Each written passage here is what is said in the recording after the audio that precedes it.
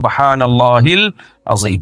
آپ اگر قرآن و سنت میں غور کریں گے، قرآن میں یا احادیث میں، تو سبحان اللہ اور الحمدللہ ان کلمات کی فضیلت سب سے زیادہ ملے گی. اس کی وجہ کیا ہے؟ دیکھیں، جب ہم کسی کی تعریف کرتے ہیں تو تعریف کرنے کے دو طریقے ہوتے ہیں. ایک، اس پر جو غلط الزامات لگے ہیں ان الزامات کو اس سے بری کر دینا، یہ بھی کسی کی تعریف کا طریقہ ہوتا ہے. کسی نے کسی پہ الزام لگا دیا، یہ کرپٹ ہے، یہ ایسا ہے، یہ ویسا ہے، آپ اس کی تعریف کرتے ہیں، بھائی یہ کرپٹ نہیں ہے، یہ چور نہیں ہے، یہ بد کردار نہیں ہے. یہ بھی تعریف کا ایک طریقہ ہوتا ہے. اور ایک طریقہ ہوتا ہے کہ اس کی طرف اچھی صفات کی نسبت کی جائے، یہ با کردار ہے، یہ سچا ہے، یہ طاقتور ہے. تو الحمدللہ کا مطلب کیا ہے؟ اللہ کی طرف تمام اچھی صفات کی نسبت کی جائے. اور سبحان اللہ یہ تنزیہ ہے، تمام بری صفات سے اللہ کو پاک قرار دیا جائے. اس لیے ان دو کلمات کی شریعت میں سب سے زیادہ فضیلت ہے، کیونکہ اس میں آپ نے اللہ کی ایک جامع تعریف کر دی. اللہ کی طرف جو عیب منسوب ہیں، عیسائیوں نے کہا عیسیٰ ابن مریم اللہ کے بیٹے ہیں، جب آپ نے سبحان اللہ کہا اس کا مطلب اللہ اولاد کی عیب سے پاک. مشرکین نے کہا فرشتے اللہ کی بیٹیاں ہیں، جب آپ نے سبحان اللہ کہا تو اللہ کی طرف اس عیب کو آپ نے، اولاد کے عیب سے اللہ پاک ہے. کسی نے کہا مریم اللہ کی زوجہ ہیں، تو سبحان اللہ میں آپ نے اللہ کو اس عیب سے پاک قرار دیا. اللہ تجھ میں یہ عیب نہیں. انسانوں میں تو یہ کمال ہے کسی کی بیوی ہونا، بیٹا ہونا، تبھی میں صاحب کمال ہوں آپ کی راہ. اس لحاظ سے ایسا کمال ہے کہ کمال ہو گیا عمل. اور تو میرے پاس، میں تو قیامت کے دن ایک ہی عمل پیش کروں گا، ایک ہی عمل ہے میرے پاس. ہے اللہ 18 بچے ہیں اور 4 گھر ہیں. اب خواتین آئی ہوئی ہیں تو میں نہیں زیادہ پریشان کرنا چاہتا، حدیث کو میں مکمل کر لوں جلدی سے. تو لیکن اللہ کے لیے بیوی کا ہونا اور اولاد کا ہونا عیب. آیت الکرسی پوری اسی تنزیہ ہے. لا تأخذہ سینۃ ولا نوم. یہودی یہ کہا کرتے تھے اللہ نے 6 دنوں میں آسمان کو بنایا، پھر تھک گیا، ایک دن اللہ نے آرام کیا. اللہ نے فرمایا لا تأخذہ سینۃ ولا نوم، اللہ کو نہ نیند آتی ہے نہ اونگ آتی ہے. ولا یؤودہ حفظہما، آسمانوں اور زمینوں کی حفاظت اللہ کو تھکاتی نہیں ہے، وہ تھکتا نہیں ہے. ولم یعی بخلقہن، اللہ نے آسمانوں اور زمینوں کو بنایا اور ان کو بنا کے اللہ تھکا نہیں. اس لیے اللہ نے جو ایک دن رکھا وہ اس لیے نہیں کہ اللہ تھک گئے تھے. ہم تو 6 دن کام کرتے ہیں نا، پھر ایک دن آرام. ویسے ہمارے پاکستان میں تو 6 دن بھی کام نہیں ہوتا، لیکن ایک دن آرام ہوتا ہے. جو حکومتی لوگ ہیں نا وہ 6 دن بھی آرام کرتے ہیں، اور پھر ایک دن اس آرام کی وجہ سے تھکاوٹ ہوتی ہے، اس میں وہ کیا کرتے ہیں؟ آرام کرتے ہیں. بہت تھک گئے ہیں 6 دن آرام کر کے. تو سبحان اللہ میں ہر قسم کے عیبوں سے اللہ کو پاک کر دینا. تمام عیبوں سے اللہ کیا ہے؟ پاک. لیس کمثلہ شیء، اس جیسا کوئی بھی نہیں. اس کو اصطلاح میں کہتے ہیں تنزیہ، منزہ ہے وہ ہر عیب سے. اور الحمدللہ کسی کی تعریف کامل نہیں ہوتی صرف اس کی طرف عیبوں کو دور کرنے سے. تمام تعریفیں کس کے لیے ہیں؟ آپ طالب علم میں آپ کو پتا ہے الحمدللہ میں کتنے قول ہیں. الف لام میں جنس کا ہے، جن سے حمد، ہر فرد حمد. خاص واسطے جب ترجمہ کرتے ہیں نا طلبہ، بالکل لفظی ترجمہ، تو الحمدللہ کا ترجمہ کیا کرتے ہیں؟ جن سے حمد، ہر فرد حمد، خاص واسطے ثابت ہے اللہ کے. ٹھیک ہے نا؟ کیا مطلب؟ حمد کی جو جنس ہے وہ بھی اللہ کے لیے، اور تعریف کے جتنے افراد ہیں، الف لام اگر استغراق کا ہو، یعنی دنیا میں کسی کی کسی بھی وجہ سے تعریف اگر ہوتی ہے تو وہ تمام وجوہات اللہ میں علی وجہ الکمال پائی جاتی. اگر ہم کہتے ہیں فلاں کی تعریف کرتے ہیں، فلاں جمال ہے، خوبصورتی ہے، تو سب سے زیادہ جمال کس میں ہے؟ اللہ میں. اتنا جمال کہ موسیٰ علیہ السلام نے اللہ کا براہ راست کلام سنا. بھائی میں زیادہ لمبی تو نہیں، میں نے تفصیل شروع کر دی کہیں، ایسا نہ ہو آپ کا پروگرام کا کوئی سیٹ اپ ہوئے تو ممبر پہ کبھی اٹھا دے تو پولیس بلوانی پڑتی ہے اٹھانے میں. تو میں بس جلدی سے سمیٹ رہا ہوں. مزہ آ رہا ہے اصل میں مجھے یہ جمال اور موسیٰ علیہ السلام کا واقعہ بیان کرنے میں نا. تو جمال اللہ تعالیٰ کا کہتے ہیں موسیٰ علیہ السلام واحد پیغمبر ہیں جنہوں نے اللہ سے اس زندگی میں دیدار کی خواہش کی ہے. کسی اور پیغمبر نے اللہ سے اس زندگی میں دیدار کی خواہش نہیں کی، یعنی یہاں دنیا میں. آخرت میں تو ہوگا. واحد موسیٰ علیہ السلام ہے. سوال پیدا ہوتا ہے بھائی کیوں؟ کیا اکیلے موسیٰ کو اللہ سے محبت تھی جو اللہ سے کہہ رہے ہیں ربی ارینی کیف تحیی الموتی، اے اللہ تو مجھے اپنا جلوہ دکھا. ربی ارینی انظر الیک، اے اللہ میں تجھے دیکھنا چاہتا ہوں، تو اپنا جلوہ دکھا میں تجھے دیکھوں گا۔ یہ خواہش نہ آدم علیہ السلام نے کی، نہ ابراہیم علیہ السلام نے، نہ نوح علیہ السلام نے، نہ سید الانبیاء محمد صلی اللہ علیہ وسلم نے، کسی پیغمبر نے نہیں۔ اکیلے کس نے کی ہے یہ خواہش؟ موسیٰ علیہ السلام نے۔ بھائی سوال پیدا ہوتا ہے کیا باقیوں کو محبت نہیں تھی؟ نہیں بھائی، یہ تو سوال ہی پیدا نہیں ہوتا۔ موسیٰ علیہ السلام نے اس لیے اللہ سے اللہ کے دیدار کی خواہش ظاہر کی ہے کہ موسیٰ علیہ السلام اللہ سے براہ راست ہم کلام ہوا کرتے تھے، اللہ کا کلام براہ راست سنا کرتے تھے، بیچ میں فرشتے کا واسطہ نہیں تھا۔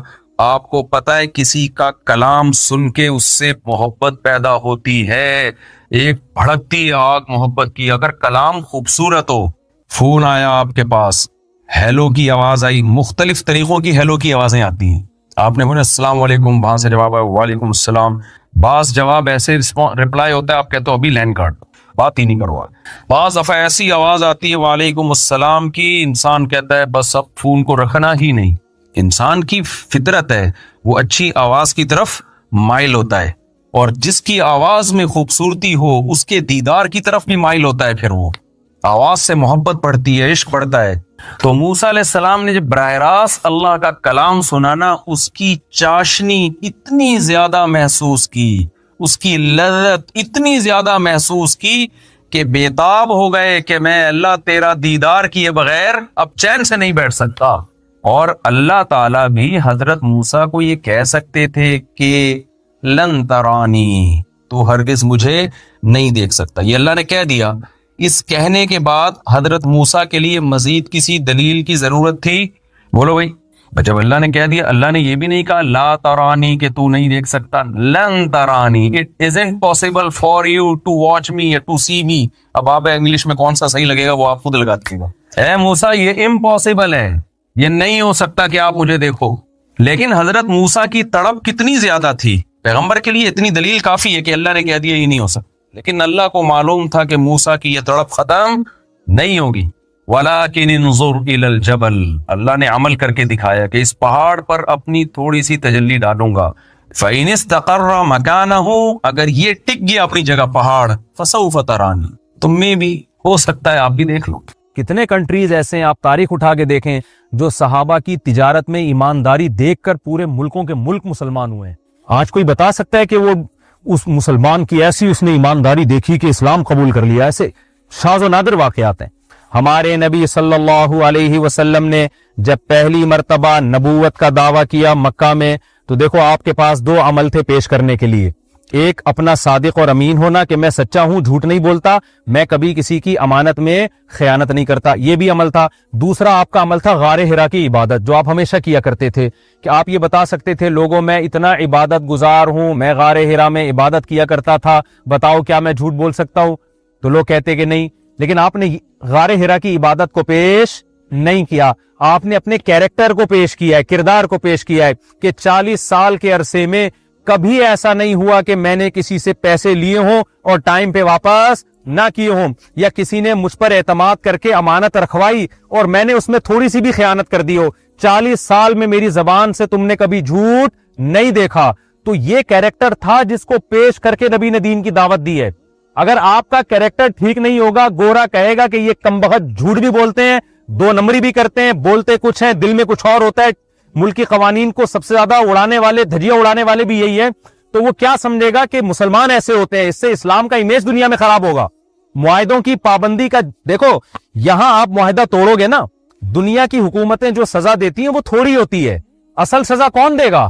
اللہ۔ قرآن میں کتنے مقامات پر اللہ تعالیٰ نے امتوں کے واقعات بھی سنائے کہ پچھلی امتوں میں اللہ تعالیٰ نے شعیب علیہ السلام کو بھیجا اپنی قوم کے پاس۔ شعیب علیہ السلام کو کیوں بھیجا؟ وہ قوم کیا کرتی تھی؟ ناپ تول میں کمی کیا کرتی تھی۔ وہ کرتے تھے کہ جب پیسے لے رہے ہیں نا کسٹمر سے، پورا گن کے لے رہے ہیں، اور جو مال اس کو دے رہے ہیں اس میں ڈنڈی مار رہے ہیں، جھوٹ بول رہے ہیں اس میں۔ وہ ایک ہے نا کہ ایک سوئی بنائی کسی نے، جاپان نے سوئی بنائی، اور نہیں، امریکہ نے سوئی بنائی اور کہا کہ اس سے باریک سوئی کوئی بنا کے دکھائے دنیا میں۔ ٹیکنالوجی کا ماہر ہے نا وہ، تو اتنی باریک سوئی تھی وہ سوئی، کہا کہ اس سے باریک کوئی دکھا کے بتائے۔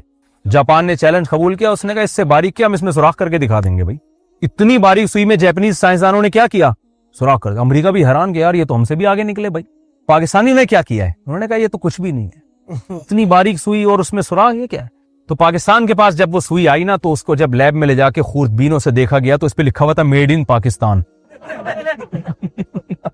बस तो हमारी शोहरत इस हवाले से हो गई है। वो मुमकिन है कोई हमारा बयान सुने पाकिस्तानी बोले अपने मुल्क को क्यों बदनाम कर रहे हो? भाई हम बदनाम कर नहीं रहे हैं, हमारा ये इमेज दुनिया में चला गया, अब उस बदनामी को खत्म करने की कोशिश कर रहे हैं। हम कोशिश कर रहे हैं कि तौबा कर लें ताकि हमारी बदनामी दुनिया में ना हो। हाँ तो यही हो गया ना, हकीकत भी यही है। हमारे सियासतदानों ने जो करना था वो किया, हम भी तो वही कर रहे हैं ना। तो हमारे पास इतनी पावर नहीं है। हमारे हजरत फरमाया करते थे फिरौन ने तो बच्चों को कत्ल करके जुल्म किया, पावर में था।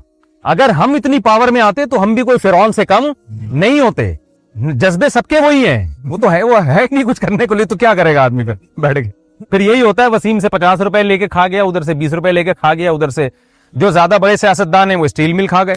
पाकिस्तान में आपको पता है ना, कराची में स्टील मिल एक चमचा भी नहीं छोड़ा, अल्हम्दुलिल्लाह ऐसे खाई है स्टील।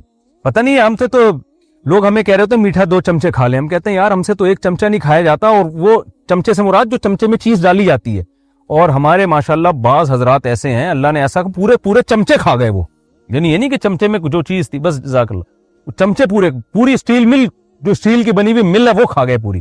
तो ये हमारा इमेज है दुनिया में। देखो दुनिया में हुकूमतें जिस तरह सजा होनी चाहिए कभी मिल जाती है कभी नहीं मिलती, ये हमारे मजहब का हिस्सा है। शुएब अलैहिस्सलाम ने जब अपनी कौम को समझाया कि कस्टमर को मत ठगो, तो वो कस्टमर भी तो उसी कौम के थे या नहीं थे? उसी कौम के थे या नहीं थे? तो पता है शुएब अलैहिस्सलाम को लोगों ने क्या ताना दिया? आप लोग थक तो नहीं गए? शुएब अलैहिस्सलाम को ये ताना दिया लोगों ने, वो ये ताना दिया कि या शुएब अस्सलातुका तअमुरुका अन नतरुका मा याबुदु आबाउना औ अन नफ़अल फी अमवालिना मा नशा।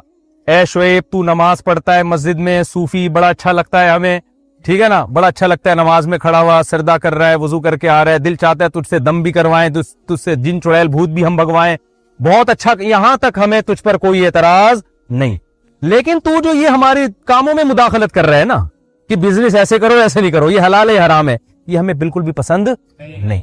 ये तरीका हमें बिल्कुल भी पसंद, मजहब की मुदाखलत हमारे बिजनेस में, कि मौलवी हमें समझाएगा कि ऐसे बेचो ऐसे मत बेचो, ये कस्टमर को धोखा है, ये हराम। भाई हम जानते हैं, लॉ को हम समझते हैं, कानून हम समझते हैं, वकील को कहां किधर कौन सी चीज घुमानी है, सही है ना, ये हमें पता है, ये आपको पता नहीं है।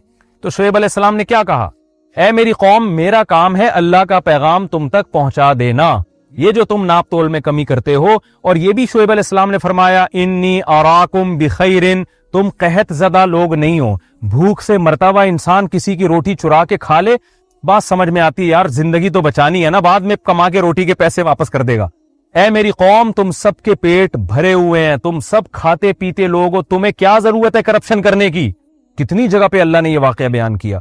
फिर कुरान क्या कहता है? अल्लाह फरमाते हैं हमने कौम शुएब पर अजाब भेजा है और पूरी कौम को ऐसा तबाह किया कि अल्लम यगनौ फीहा, देखने में लगता था यहां कभी कोई कौम बसी नहीं है। करप्शन से बचना सिर्फ मुल्की कानून का तकाजा नहीं है, जैसे नमाज पढ़ना रोजे रखना मजहब का हुक्म है, मुल्क का हुक्म नहीं है, ऐसे ही करप्शन से बचना ये मजहब का हुक्म है, मुल्क का हो या ना हो। मुल्क के होने से तो और ताकीद बढ़ जाती है इसकी। नहीं आ रही मेरा ख्याल है बात समझ में? वैलुल लिल मुतफ्फिफीन, अल्लाह कहते हैं तबाह हो जाए वो लोग, अल्लज़ीना इज़ा तालू अलन नास यस्तौफून, जब हक लेने की बारी आती है, यस्तौफून पूरा हक लेते हैं। आप किसी हुकूमत में रह के तमाम टैक्स वाली सहूलतें जब उठा रहे हैं, तो इस आयत में क्या अल्लाह ने फरमाया कि जब हक लेने की बारी आती है क्या करते हैं? पूरा हक लेते हैं। वइज़ा कालूहुम औ वज़नूहुम युखसिरून, जब हक देने की बारी आती है उसमें डंडी मारते हैं। कितने घुन्ने ऐसे हैं, घुन्ने समझते हैं, जो बेरोजगारी का भी गवर्नमेंट, मुझे स्वीडन का नहीं पता, लेकिन बहुत से कंट्रीज में ऐसा होता है जो बेरोजगार होते हैं उनको बेरोजगारी का अलाउंस मिल रहा होता है। तो हमारे यहाँ बहुत से लोग आके बेरोजगार अपने आप को शो किया और माशाल्लाह गवर्नमेंट से पैसे ले रहे हैं और शाम को छप्पड़ में गोलगप्पे भी बेच रहे हो। मैंने नॉर्वे में गोलगप्पे का ठेला देखा यार, माशाल्लाह। इंडिया पाकिस्तान जो है ना, अल्हम्दुलिल्लाह अपनी रिवायात को भूलता नहीं। चपली कबाब तो जापान में बहुत पहले से आ चुका है, अब चपली कबाब पे लिखा होगा मेड इन जापान। अब सोचे ना, अंग्रेज जब गोलगप्पे खाएगा तो गोलगप्पा होगा कि नहीं होगा? इनको ये चरखारों, इन मसालों की आदत डाले, इनको पता चले खाने किसे कहते हैं। तो खाने तो रिवायती इंडिया पाकिस्तान के खाने हैं भाई, वो रिवायती जो بہت سارے ابھی پھر بھوک لگنا شروع ہو جائے گی. تو اللہ نے کیا کہا, یہ تو مذہب کا حصہ ہے کہ جب اللہ فرماتے ہیں الا یظن اولئک انہم مبعوثون, اللہ فرماتے ہیں جو لوگ ایسا کر رہے ہیں کہ اپنا حق پورا پورا لیتے ہیں, جب دوسرے کا حق دینے کی باری آتی ہے اس میں ڈنڈی مارتے ہیں. اللہ نے یہ نہیں فرمایا کہ ان کو پتہ نہیں ہے کہ سویڈن کی گورنمنٹ ایک دن پکڑ لے گی ان کو, یہ نہیں دھمکی دی قرآن نے. کیا ان کو پتہ نہیں ہے کہ ایک دن وہ حکومت ہو سکتا ہے وکیل کا میٹر گھوم جائے, وہ والی پارٹی زیادہ پیسے دینا شروع کر دے؟ نا نا نا نا نا, اللہ نے فرمایا الا یظن, کیا ان لوگوں کے علم میں یہ بات نہیں ہے, انہم مبعوثون, ایک دن وہ خدا جس نے ان کو پیدا کیا ہے اس کے سامنے ان کو کھڑے ہو کر حساب اور کتاب دینا ہے. یہاں کی گورنمنٹ سے آپ بچیں نہ بچیں, اللہ کی حکومت سے آپ, میں اور آپ نہیں بچ سکتے. الا یظن, کیا یہ بھول گئے یہ بات, یہ سمجھ رہے ہیں بھائی ایسی پیدا ہو گئے اور ایسی ختم ہو جائیں گے؟ نہ, ایک دن اللہ نے پہلی مرتبہ منی کے قطرے سے پانی سے پیدا کیا, وہ کہتا ہے میں دوبارہ پیدا کرنا بھی جانتا ہوں, میری قدرت ہے, میں دوبارہ پیدا کروں گا, تو جلدی جلدی وہ شرطیں مکمل کر دوں. تو اچھا یہ بھی ایک بات ہے, دیکھو اگر کوئی شام کو جاب نہیں بھی کر رہا, بے روزگار ہے, تو اللہ کو دینے والا پسند ہے لینے والا پسند ہے؟ تو آپ گھنے بن کے کیوں گورنمنٹ کا پیسہ کھا رہے ہو بھائی؟ کیا خیال ہے, آپ کو جاب تلاش کرو یار. اچھا یہاں بچہ پیدا کرنے پر الاؤنس ملتا ہے, آسٹریلیا میں ملتا تھا. پاکستانیوں نے سارے کام چھوڑ کے اسپیڈ, بھائی بچے تو جتنے پیدا کریں تو شریعت کی ترغیب ہے, کریں اور اچھا ہے, لیکن بچے پیدا آپ ڈبل اسپیڈ کر دیں, مگر گورنمنٹ پہ تو بوجھ نہ, کمائے بھی تو نا ان کے لیے. پیدا کرنے کا مقصد یہ ہے کہ مارکیٹ میں بچہ لاتے جاؤ وہاں سے پیسے, یہ تو غیر اخلاقی حرکت ہے یا نہیں؟ تو آسٹریلیا میں جب گیا تو وہاں مجھے انہوں نے بتایا کہ اتنی اسپیڈ سے ایکسیلیٹر پہ پاؤں رکھا ہے نا پاکستانیوں نے, کہ فی بچہ پتہ نہیں کتنے ڈالر مل رہے تھے وہاں. تو انہوں نے کہا اب کوئی کام ہی نہیں کرنا, یہی کرنا ہے. تو گورنمنٹ نے قانون ہی چینج کر دیا وہاں پہ کہ یار یہ تو بے روزگار بن کے بیٹھ رہے ہیں اور اسپیڈ فل بڑھائی ہوئی ہے انہوں نے. تو آپ کی اسپیڈ بھی ہونی چاہیے اور ساتھ ساتھ کمانے کا ذریعہ بھی ہو, بوجھ بن کے کہیں بھی بوجھ نہ بنو. ہمارے نبی صلی اللہ علیہ وسلم کو غنا پسند ہے, استغنا پسند ہے. استغنا کیا ہے؟ کسی پہ بوجھ نہ بنا جائے. یہاں کی گورنمنٹ کہے کہ یار مسلمانوں سے ہمیں یہاں آنے سے ہماری اکنامکلی ہم مضبوط ہو رہے ہیں, بوجھ نہیں بن رہے یہ لوگ ہم پر. جعلی حملے کروا کے سسرال نے حملہ کر دیا تھا میرے اوپر, میں اس لیے آ گیا یہاں پہ, پتہ نہیں کیسے کیسے جعلی وکیلوں کے پاس نا پورے وہ بنے ہوئے ہوتے ہیں, لکھا ہوا ہوتا ہے کہ یہ ہوا تھا.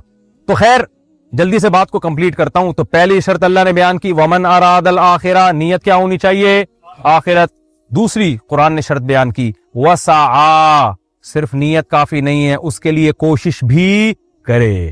نیت تو بڑی بڑی کاموں کی نیت ہے جی, میں یہ بھی کروں گا, میں یہ بھی کروں گا, کب شروع کرے گا کہ پتہ نہیں, یہ بھی کنفرم نہیں ہے. کوشش بھی شروع کر دے اس کے لیے. وسعی لہا سعیہا, قرآن کہتا ہے وہی بات, کوشش اخپل طریقے سے نہیں, وہ والی کوشش جو میں نے بتائی ہے. اس میں دو انتہاؤں کے درمیان میں اللہ نے حکم دیا ہمیں چلنے کا. ایک انتہا یہ دنیا چھوڑ کے جنگلوں میں نکل جائے سب کچھ, یہ بھی ایک انتہا ہے جس سے منع کیا. ایک یہ ہے کہ دنیا کے پیچھے ایسے بھاگیں کہ حلال و حرام کی فکر ہی ختم ہو جائے, یہ دوسری انتہا ہے. اس سے بھی اللہ نے ہمیں بچنے کا حکم دیا. تو اللہ نے بتایا کہ وہ کوشش کرو جو میں نے بتائی ہے. اس میں سب سے پہلے عقیدہ توحید ہے, نظریہ آپ کو اپنا درست رکھنا پڑے گا. پھر عقیدہ رسالت ہے. پھر اس کے بعد اللہ تعالیٰ نے جن برائیوں سے بچنے کا حکم دیا, جن چیزوں کو 5 نمازیں فرض ہیں یا نہیں ہیں, اگر آپ نماز نہیں پڑھتے, مسجد میں جماعت سے نماز نہیں پڑھتے, اللہ کی نظر میں آپ اچھے انسان نہیں ہیں. اگر آپ اپنے آپ کو مسلم ہونے کا دعویٰ بھی کرتے اور نماز آپ چھوڑ دیتے ہو, اسلام میں نماز سے بڑھ کر کوئی حکم نہیں ہے. سفر میں اللہ نے نماز چھوڑنے کی اجازت نہیں دی, حضر میں, بیماری میں, کسی کنڈیشن میں کھڑے ہو کے نہیں پڑھ سکتے, حکم دیا بیٹھ کے پڑھو. تو آج سے عزم کریں زندگی میں کبھی بھی انشاءاللہ نماز قضا نہیں کریں گے. اور رمضان کے روزے, اب یہاں روزے بہت لمبے ہوتے ہیں لوگ بتا رہے ہیں ہمیں, اور بعض لوگ عصر میں افطاری شروع کر دیتے ہیں. بھائی اللہ میاں نے غروب آفتاب کے وقت روزے کا افطار کرنے کا حکم دیا. ہاں 24 گھنٹے میں سورج غروب ہی نہ ہوتا ہو, جیسے مزید نارتھ کی طرف جائیں گے تو پھر وہاں احکام الگ ہیں. وہاں آپ مفتیان کرام سے پوچھ لیے گا اگر کبھی وہاں جانا ہو رمضان میں, تو وہ بتا دیں گے آپ کو بھائی اتنا کیونکہ سورج غروب ہی نہیں ہو رہا نا, وہ 2-2.5 مہینے تک گھومتا ہی رہے گا آپ کے سر پہ, تو یہ تو 2-2.5 مہینے روزہ ہوگا آپ کا. تو 24 گھنٹے کے اندر وہ روزہ, سحری, افطاری سب کی چھوڑ. لیکن جب آپ ہیں پراپر طریقے سے, سورج غروب بھی ہو رہا ہے, طلوع بھی ہو رہا ہے, تو بھائی تھوڑا اللہ کے لیے 1 مہینہ روزہ. آپ کہتے ہیں کہ نہیں ہم سے نہیں رکھا جاتا, اس کا مطلب آپ پیڑے کھانے کے لیے آئے ہیں. صحیح ہے نا, آپ کس کام کے لیے آئے؟ اور دیکھو یہ اللہ کی رحمت ہے, اگر اللہ نے گرمیوں میں آپ کا روزہ لمبا بہت کر دیا تو سردیوں میں سکیڑ بھی تو دیا ہے نا بہت. ایک طرف سے جب ٹینشن دی ہے تو دوسری طرف سے اللہ نے آپ کو آسانی بھی دی ہوئی ہے. ایک صاحب مجھے کہنے لگے ٹھکا ٹھک اتنی نمازیں یہاں پڑھتے ہیں ہم سے نہیں پڑھی جاتی, ادھر ظہر ایک دم ٹھک کر کے اثر آ گئی, پھر ٹھک کر کے مغرب آ گئی, بھائی یہ تو بہت مشکل ہے. میں نے کہا پھر مغرب کے بعد ٹھک کر کے فجر نہیں آتی, پھر فجر بیٹھ جاؤ, جب امام مہدی آئیں گے تو پھر فجر آئے گی. اتنا لمبا ٹائم ہے, 3 بجے سورج غروب ہو رہا ہے اور صبح 9 بجے طلوع ہو رہا ہے سورج, تو آپ کے پاس تو ٹائم ہی ٹائم ہے. تو اللہ تعالیٰ ایک طرف سے اگر مشکل ہوتی ہے دوسری طرف سے کیا کر دیتے ہیں,